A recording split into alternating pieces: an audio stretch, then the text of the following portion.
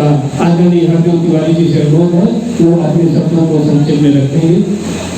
संचालक जी, हमारे बीच में उपस्थित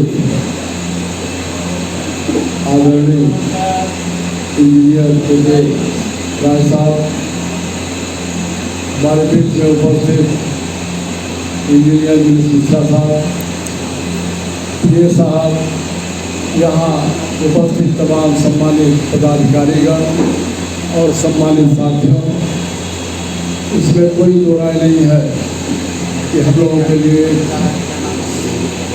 सौभाग्य का विषय है कि ओबरा से विद्युत अखिल भारतीय विद्युत मजदूर संघ के उपाध्यक्ष के रूप में राष्ट्रीय कार्यकारिणी ने अखिल भारतीय विद्युत मजदूर संघ की राष्ट्रीय कार्यकारिणी ने भाई शशि श्रीवास्तव जी को उपाध्यक्ष पद की जिम्मेदारी दिया है।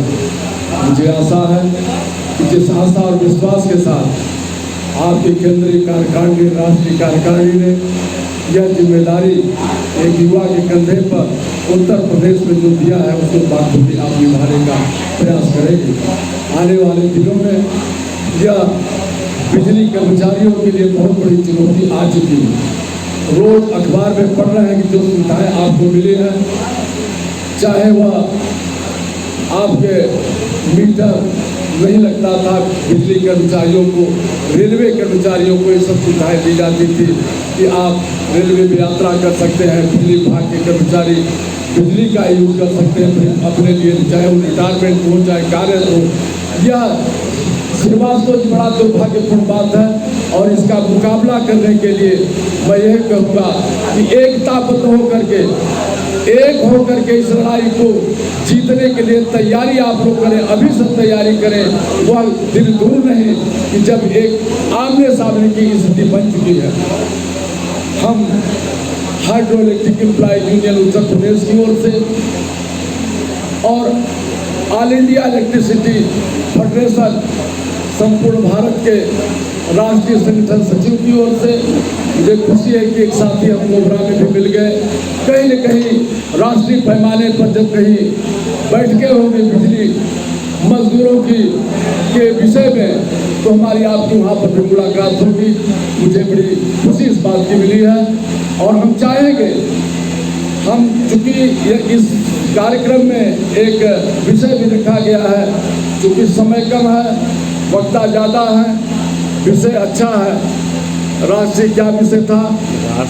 उद्योग और मजदूर। उद्योग और मजदूर की क्या भूमिका होनी चाहिए और राष्ट्र के निर्माण में मजदूर की उद्योग में क्या भूमिका होनी चाहिए, इस पर बोलना अगर चाहेगा आदमी तो एक आध घंटा तक तो मैं बोल सकता हूँ, इसमें कोई दो राय नहीं है। क्योंकि समय की कमी है और आने वाला जो समय का हमने संकेत दिया है उस पर अभी से एक चीज मैं जरूर कहना चाहूँगा। चूँकि राष्ट्रीय कार्यकारिणी में हम लोग भी बैठते हैं, हम भी बैठने का मुझे सौभाग्य प्राप्त होता है। विगत 10 साल से बातें आती हैं कि जब कोई राष्ट्रीय पैमाने पर कर्मचारियों के मजदूरों के आंदोलन की बात होती है तो वहाँ यह बात आती है कि भाई विद्युत मजदूर संघ के लोग, विद्युत मजदूर संघ नहीं बल्कि भारतीय मजदूर संघ के लोग इस आंदोलन से विरत हैं। और विद्युत मजदूर संघ की जो अखिल भारतीय विद्युत मजदूर संघ की ओर से यह कहा जाता है कि यह आंदोलन राजनीतिक आंदोलन है। मैं जरूर कहना चाहूँगा भाई अपने शशि जी से कि हम लोग कर्मचारी वर्ग के हैं।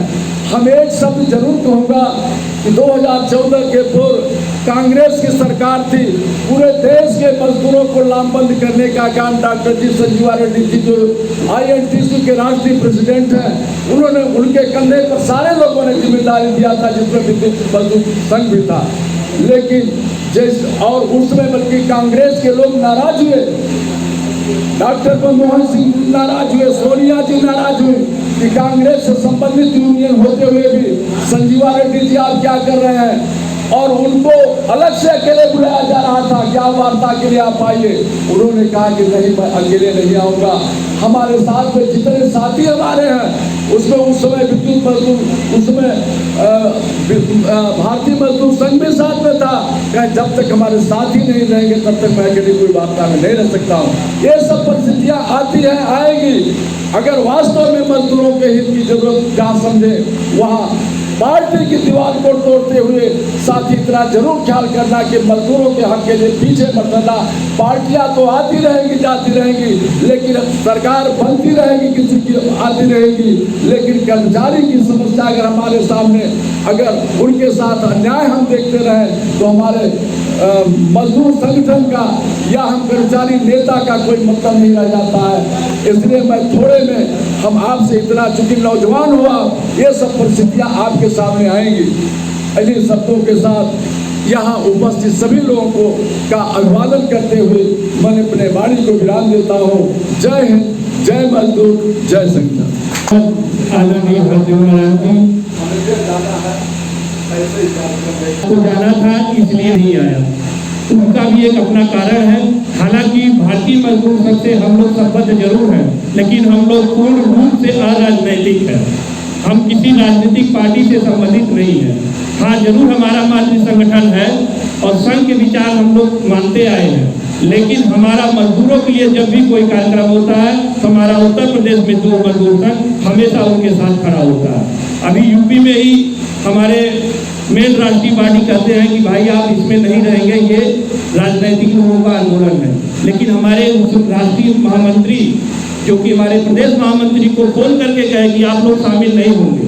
लेकिन प्रदेश की बात है, प्रदेश में हमारी समस्या, बाकी समस्या एक है, तो हम सब एक साथ होकर संघर्ष समिति के मंच से लड़े हैं और लड़ते रहेंगे।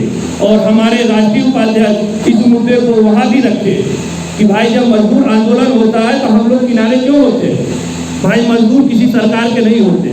आज सरकार बीजेपी की है, कल कांग्रेस की, परसों किसी की हो सकती है, लेकिन मजदूर अगर एक लाभ पे नहीं रहेगा तो कभी कुछ नहीं मिलेगा। जब तक मजदूर लड़ेगा नहीं, उसको मिलेगा नहीं। इसलिए हरदेव जी, मैं आपको बता दूं, हम लोग कभी भी किसी के विचार से इतने प्रभावित नहीं है कि अपने आंदोलन को छोड़ दें। हमेशा आंदोलन करते रहेंगे।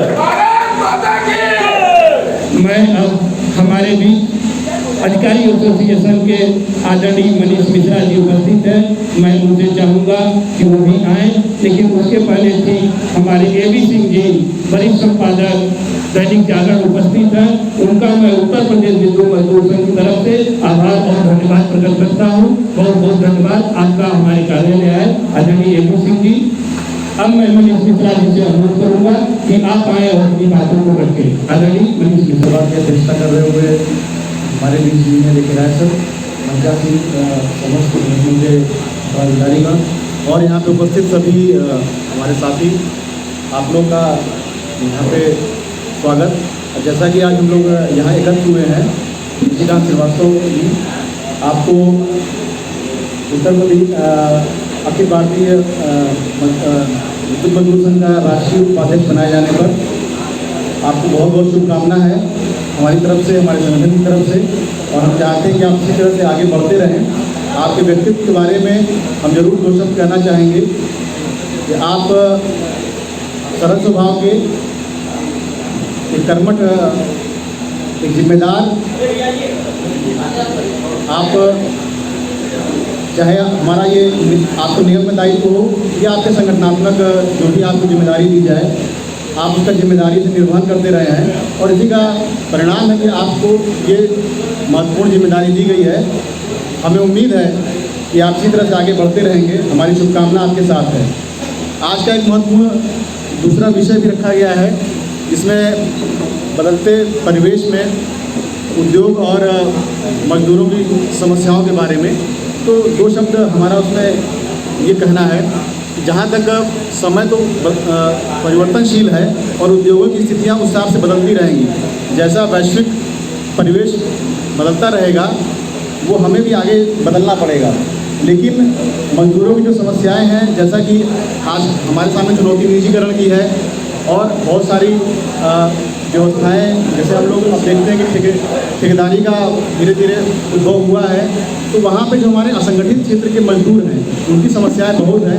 हम लोग जो संगठित क्षेत्र में काम कर रहे हैं, हमें काफ़ी सारी सुविधाएं मिल जाती हैं, लेकिन जो हमारे निचले पायदान के मजदूर हैं हमें उनके बारे में सोचना होगा कि कैसे व्यवस्था बने कि उनको भी उनके अधिकार मिल सकें, न्यूनतम मजदूरी का भुगतान हो, और उनको जैसे बहुत सारी अभी टेक्नोलॉजी के माध्यम से कुछ सुविधाएँ हुई हैं, जैसे EPF का है।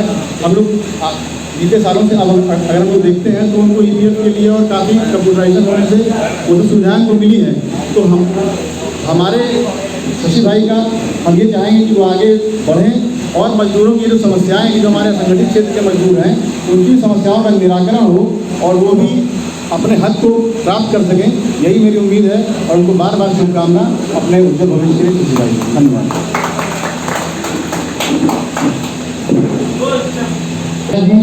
और अभी हमारे भी नगर अध्यक्षा आदरणीय प्राणवती जी का यहाँ पे आगमन हो चुका है, उनका बहुत बहुत स्वागत और अभिनंदन है। और ठीक उनके साथ हमारे संजय बैसवाल जी, हम लोग के बहुत शुभेच्छु बड़े भाई, उनका भी आगमन हो गया, उनका भी बहुत बहुत स्वागत है। और हम लोग के बीच अधिशासी अभियंता जानपद अनुच्छेद प्रथम पंचम आदरणीय सदानंद यादव जी भी उपस्थित है, उनका बहुत बहुत स्वागत और अभिनंदन है। और अभी हमारे बीच हमारे भूतपूर्व चेयरमैन प्रतिनिधि आदरणीय रमेश यादव भैया भी उपस्थित है, उनका भी जोरदार स्वागत और अभिनंदन है। तालियां बजाते हैं।